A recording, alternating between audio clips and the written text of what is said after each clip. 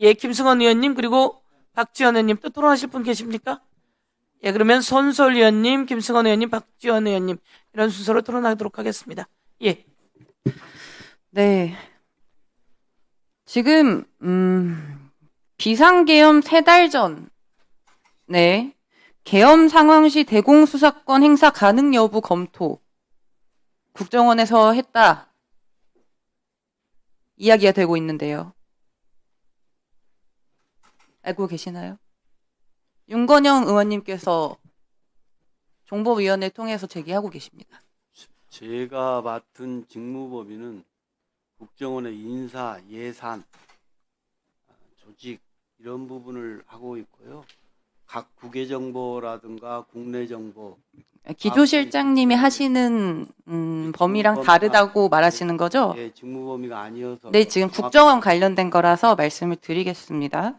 비상계엄 3달 전에 계엄 상황 시 대공수사권 행사 가능 여부 검토 문건, 그리고 윤석열 정부에서 당시 윤석열 대통령이 노골적으로 국정원에게 방첩사를 도와서 야권 정치인 시민사회 인사를 추적하고 체포하라는 지시, 윤석열 정부 때 북한 영향력을 차단한다는 명분으로 민간인 사찰을 위한 TF를 구성했다는 것, 이런 것들이 지금 특검을 통해서 나왔습니다. 지금 그때 당시 국정원은 주간 단위로 대통령실 안보실에 보고를 했다는 거예요. 이런 TF, 민간인, 정치인에 대한. 지금 국정원이 오늘 올라오는 국정원 법 같은 직무 범위를 확대하기 위한 법안을 이야기할 수가 있습니까?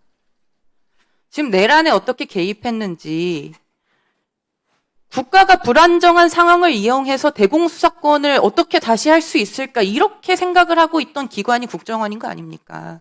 근데 오늘 올라온 법안은 경제안보라는 내용을 추가로 확대하는, 직무 권한이 확대되는 내용이에요. 내란에 대한 개입, 그 부분에 대해서 인사나 조치가 다 끝났습니까, 국정원이? 일주일 전에 조태용 전 국정원장 항소심에서 유죄 선고 나왔죠. 정치 관여 혐의로. 기관이 정부 바뀌었다고 갑자기 다 바뀝니까? 이 기관의 속성이 있지 않습니까? 네, 저는 이 경제 안보 관련돼서 내용이 추가되는 것은 지금까지 했던 국정원 개혁의 역방향이라고 생각합니다. 국내 정보를 수집할 수 있는 범위가 생기는 거 아니겠습니까? 그리고 의심할 만한 상당한 상황. 의심을 하면은 지금 할 수 있게 하는 법안이거든요. 지금 국정원이 해야 되는 일은 개혁하고 인사조치하고 그리고 민주적 통제기구 만들어야 되는 거 아닙니까? 혹시 답변 들어도 괜찮겠습니까? 예, 답변하세요.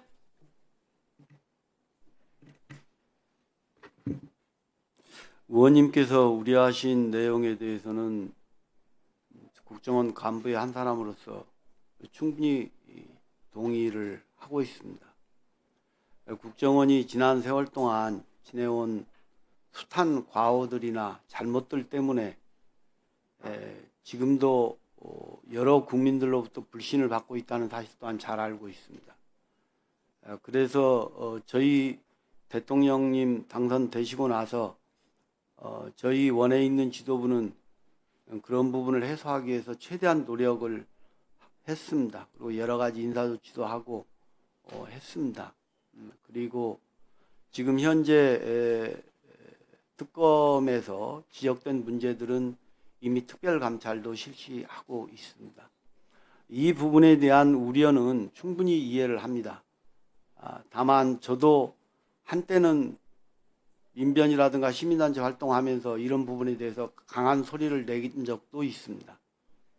그런데 실제 업무를 가서 들여다보니 특히 이란 전쟁, 우크라이나 전쟁 이런 사태들을 통해서 국가의 에너지라든가 글로벌 공급망이라든가 이런 부분에 대해서 심각한 문제들이 있는데 저희들이 그러한 부분들을 할 수 있는 명확한 근거 규정이 없어서 할 수 없는 답답한 상황들이 계속 발생이 됐습니다.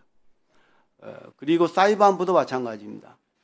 SKT나 KT 이런 대규모 그런 어떤 해킹 사고가 났는데 이러한 부분들을 저희들은 민간 부분에 대해서 원칙적으로 하라고 해도 할 수 있는 조직이나 인력이나 장비들이 부족해서 할 수 없습니다. 다만 국회라든가 언론 모든 곳에서 저희들 보고 왜 그걸 하지 않느냐라는 질타가 엄청나게 쏟아졌습니다.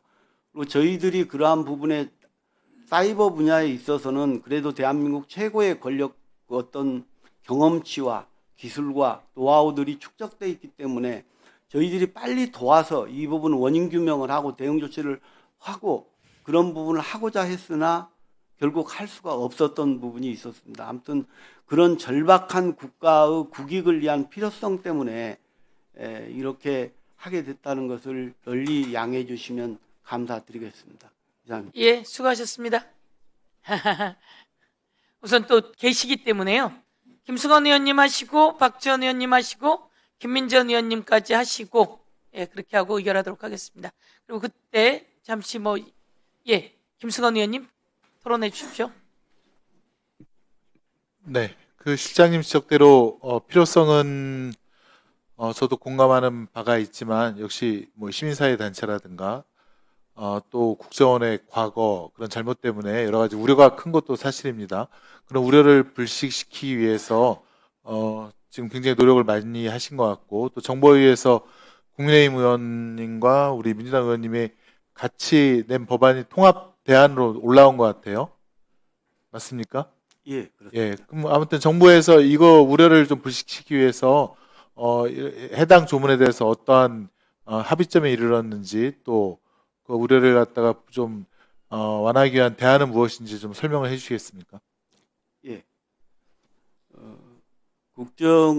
정보위에서 논의할 때도 일부 의원님들께서 권력을 남용하면 어떻게 할 것인가에 대한 우려 제기가 계셨습니다.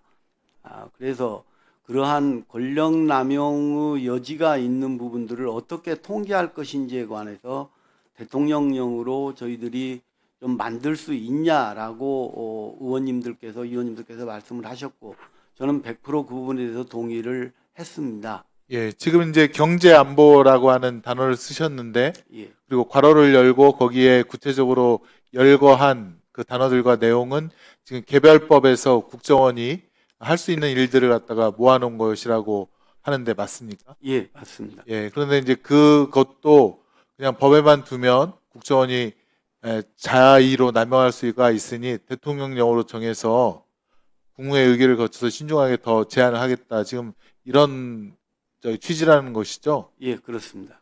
그다음에 이제 사이버 정보에 대해서 의심하는 경우 무조건 사이버 정보 침해 여부에 대해서 개입하는 것도 역시 좀 우려가 있어서 의심이 되는 상당한 이유가 있는 경우에 즉 어떤 객관적인 합리적인 근거가 있는 경우에만 할 수 있는 것으로 그렇게 좀 제한하는 방안도 논의가 되었다고 하는데 맞습니까? 예, 그런 부분에 대해서도 저희들은 전부 동의하고 있습니다.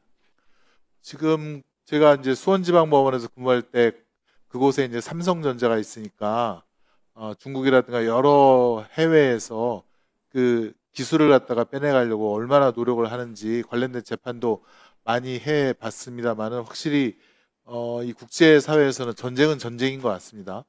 정보를 빼내기 위해서 기술을 빼내기 위해서 그런 거에 대해서 좀 잘 대처를 해주시고 그런 국가기관의 중요한 정보가 기술이 한번 유출이 되면 그 수년에 또 수조 원에 거기 투입된 세월과 비용들이 무용지물이 된다는 것도 잘 알고 있기 때문에 좀 양쪽을 다 두루두루 살펴서 잘 해주시기를 기대하겠습니다.